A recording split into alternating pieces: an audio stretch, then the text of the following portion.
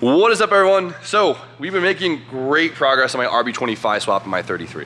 It's been going so smoothly. Everything looks awesome. I'm honestly so excited for this. And well, we have to continue that great momentum. And today we will be handling one of the most daunting parts of an engine swap. Wiring.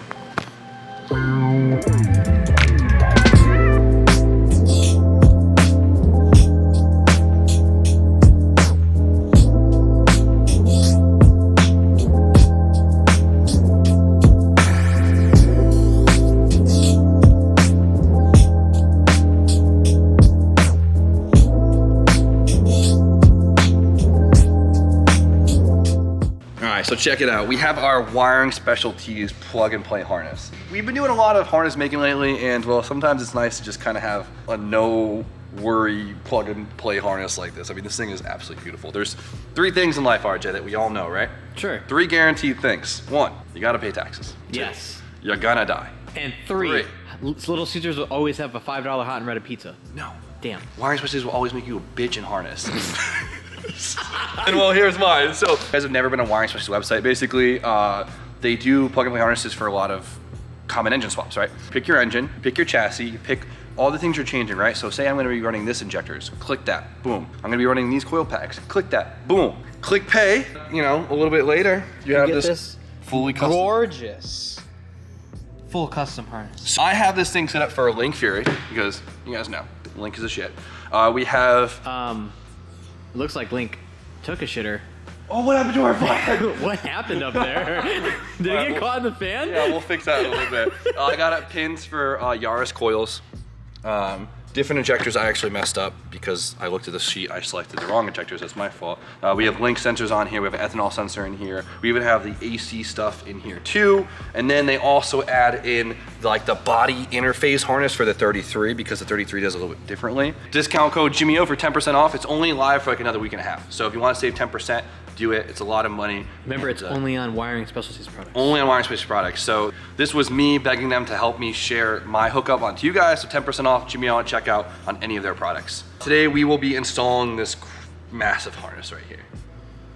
Before we do that, that's really bothering me up there. Can we fix that? Yeah, we can fix that. It's really bothering me. We can't be disrespecting the boys like that. There we go. Yeah, there we go. There we go. Let them know. All right, so there's a decent amount to talk about, so let's try to go through it quick. So when installing one of these harnesses, it's probably the easiest thing ever because 1, everything is labeled, right? Check it out. Every single plug, you know, from the firing order to, you know, the O2 sensor to NOx, everything. So you basically, as long as you know what everything is in your engine bay, this is easy. So they do a lot of sub harnesses is what I like to call them, where they add on different pieces, right? It makes them easier to make, and it also makes it easier to install and add different things. So right here, we have our sub harness for our coils. So this plugs into one big connector. So we're gonna take this off for now and install that on after. So we'll put that over there. They also gave me a plug for my boost controller. We'll do that later. Then they have a different plug for different NOx sensors. So we'll take that off. A bunch of different variances of TPS. So they gave me 2 sub harnesses because we didn't know at the time. And by the ECU side of it, they give me a couple extra plugs to add in other sensors and functions on the ECU if I want to, which is a really nice touch. We'll also take these off for now. This one is for the intake air temperature sensor and the map versus having a MAF. First thing we gotta do is shove this in the car. Did it focus? Oh yeah. Nice, okay. Let's see if we can get this through here. It's all just about finessing the plugs through. Oh wow, that went through way easier than I thought. Okay, right here. Look at that. Boom, put that there for now. All right, so I'm thinking if we put it like this, it actually looks super clean. That's nicer. Yeah. I like that. Put it right above, it kind of splits the difference, right? We could use this. If we wanted to plug everything in to make it run, we could probably do it in 5 minutes, but I want to really get everything tucked, and it's a little tight over there, so we're probably gonna have to do a lot of plugging and unplugging. So let's just time lapse this thing and go from there. Sound good? Perfect.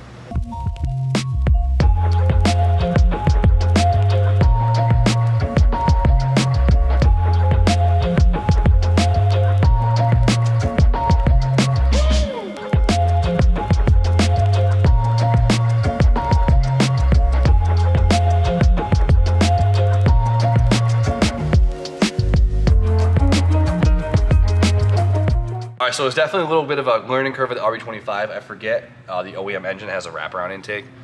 That would be a lot easier. Oh yeah, the ugly one. Yeah, that'd be a lot easier. And there's a couple plugs we aren't using because I don't have the sensors for them yet, or we don't have the means to put the sensors on just yet. But there's a couple sensors we got to add in right now, and one of them is the wideband sensor, right? So we are using a Link Fury, which means it has an internal wideband, which means we don't have to run a wideband controller / gauge and then kind of wire it to the ECU, right? Right. Kind of like an AM gauge. It's like a $200 gauge. It is internally built into the ECU. So now we just plug a wideband sensor. You can get it right off your laptop. And plug it into the harness, and your ECU is working as a wideband. It's pretty cool. Great feature about the Fury. So we're just gonna plug this one right in. And then we have, of course, our air intake temperature sensor and our map sensor, since we are converting to speed density. Sweet. So this will just kind of mount somewhere right here. And then this, we already put the bung in for the intercooler. Oh, is that what that was on the back side of this? Exactly. This is just an 1/8 inch MPT. We had the bung already installed, so. I was like, man, that's a weird spot for an O2 sensor. Boom. Nice. Boom. 3-bar map sensor. Make them all the way up to 5-bar. What do the bars do? You know what a bar is, all right? No, that's why I'm asking you. Oh, so a bar is a different measurement of pressure, right? So it's about 14-ish PSI. 3 bars, 45 PSI. You're gonna put 45 PSI through this? All right, so this, look at those 2 holes. Look at these 2 holes. Bang. It's like the R33 chassis was meant for an upgrade. Oh, I love it. So we put this right there. Nice. Boom. Let's get a little zoom. Everyone can hear that weird noise. Oh, my arms aren't long enough. Boom. Beautiful. Then we gotta run a vacuum line from here right to the side of the intake right there. All right, then we have our wideband sensor, and this is not the correct place to put it, right? Right in the corner of the downpipe. It puts it there because that's where the OEM narrowband is, but I forgot to get a bung welded in my downpipe like an idiot, because this needs to be at least like 12 inches away from the turbo. Being this close, it will be accurate enough to get the car running and kind of moving around. Then you just put it down lower later. And then we ordered a flex pipe and a bung to weld into the downpipe since we need both. That's right. We'll get that done in a couple days, but this will help us get the car started. So don't flame me for this right now. You idiot. You idiot. They're gonna flame me for that. What? The adjustable wrench. When are you gonna get an O2 socket? You just saw it work, didn't you?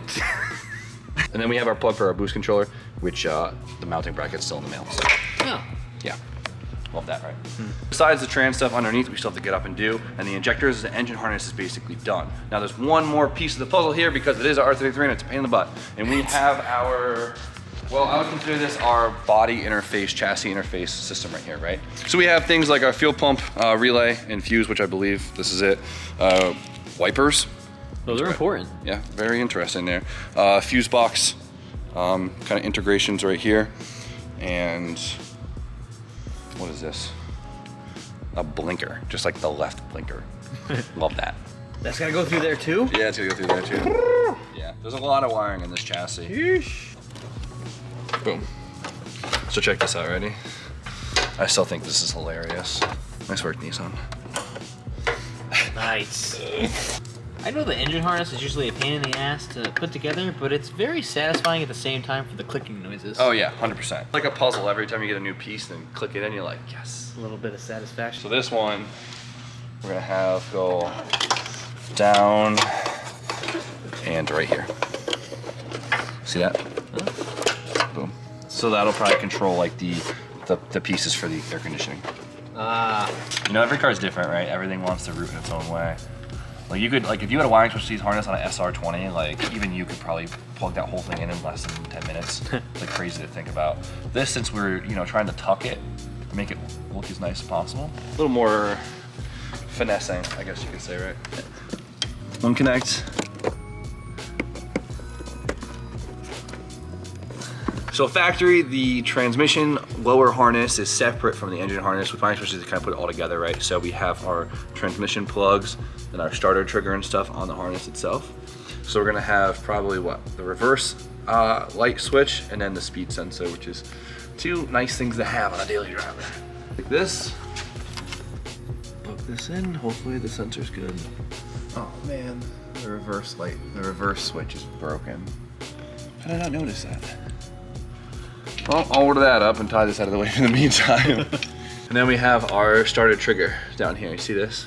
It's usually just a little terminal on the starter. So we just gotta stick our hand up in here and slip it on. All right, so everything is plugged in down here that should be plugged in right now. Now the next piece of the puzzle in terms of the wiring is gonna be like the charging system, right? Or the power system, whatever you wanna consider it. So your battery terminal, where does that go, right? So factory, the R33, it's in the trunk, and they actually run it, right? Through the frame rail, up and then up to the fuse box. Your car usually brings power off the battery to one, the fuse box, then to the alternator, and then to the starter. In whatever order, it doesn't kind of really matter. They're usually just kind of teed into each other anyway, so we just gotta make sure they all get there. So what I'm gonna do is I'm gonna do a wire from the starter to the alternator, and an alternator to the fuse box, and it'll all be on the main battery power wire. The chassis gets power, the alternator can now charge, and now the starter has a good source of power to then crank over your car. Right? You understood that, RJ? You said a lot of words a lot of times. So I just made this up real quick. This will get us from the alternator to the starter.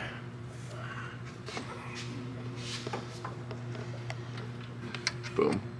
There we go. I can kind of see it.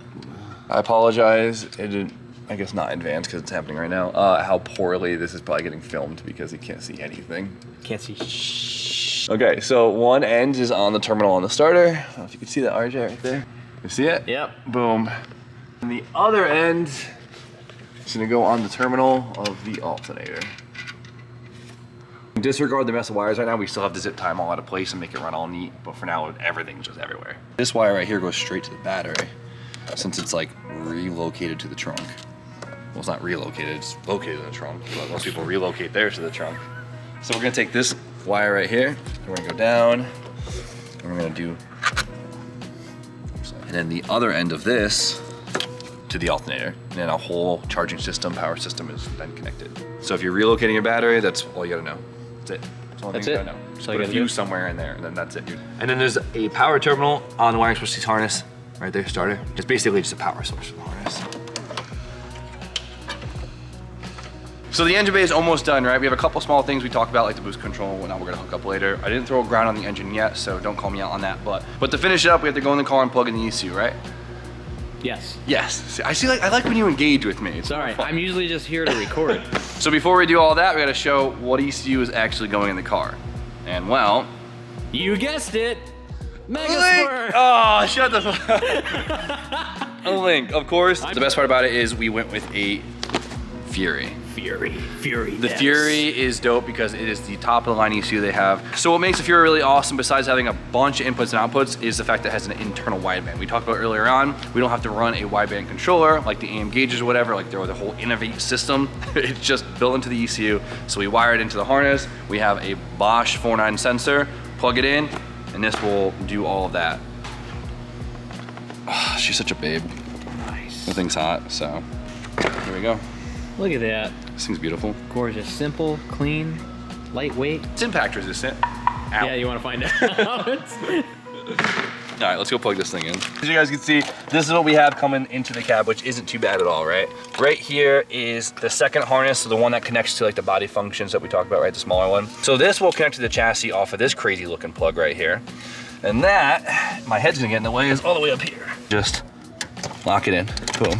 And then we have this plug, which is still on the same, smaller secondary harness. And it plugs into the engine harness itself on this plug right here. Boom.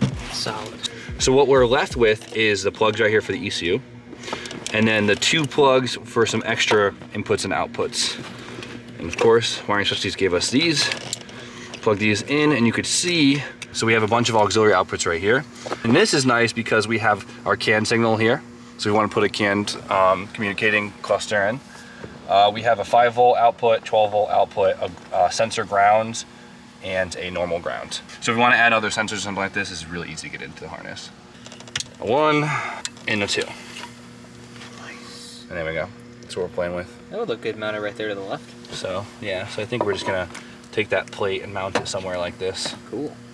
All right, so the bulk of the wiring is done, right? There's a couple things we still talked about. Technically, if we put a battery to it, had a base map on it, and everything else was all set, it would run, theoretically. So I'm pretty happy. There's obviously a bunch of things we have to change. There's some things that I gotta do before this can run, and there's probably things you're yelling at me about. We'll get there, trust me. It's an engine swap. There's a lot to it. There's still more money to be spent. There's way more time to be spent on it too, but we are getting there and making good progress. So I'm gonna end it there for today. I hope you guys still learned a thing or two and enjoyed it. So, of course, remember, 10% off Wiring Specialties products. Everything, till like a week and a half. Jimmy O, at discount. Use it while we got it, because I don't want to DM in a month saying, man, what's the discount? Use it now. So, you guys know the deal. Like, comment, subscribe. Stay tuned for more content. Probably see you guys tomorrow.